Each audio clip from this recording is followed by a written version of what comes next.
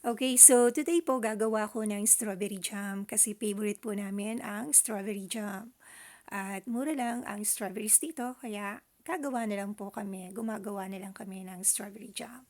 At ito po yung mga kailangan nating mga sangkap. Syempre yung ating fresh strawberries, sugar, and then lemon. So, at eto na nga po na i-ready ko na po yung ating mashed strawberries at paiinitin na natin yung ating kasirola at pag mainit na yan, lagay na po ang ating mashed strawberries. At idagdag na natin yung sugar.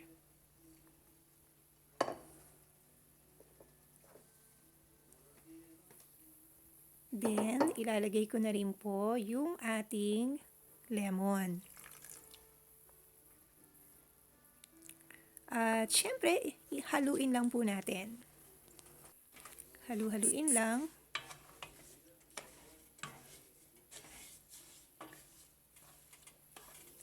At yung apoy po natin,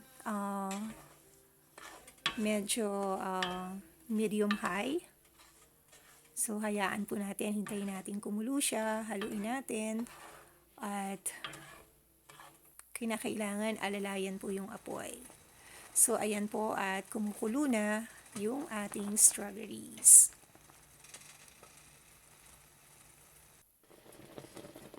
Okay, so ayan, medyo malapot na po yung ating strawberry jam. At medyo hininaan ko na po ng bahagya yung apoy natin para hindi naman po siya masunog. So, continue pa rin po yung ating paghalo hanggang sa lumapot na po siya at wag naman nating sobrahan. Okay, so ayan po at inalagay ko na po, luto na, sasalin na natin sa isang malinis na garapon at pwede natin siyang i-store sa rep kasi na-open na natin yung garapon. Kinakailangan i-store natin siya sa rep para mas tumagal. Pero yung iba, pwede namang hindi naman ilagay sa rep.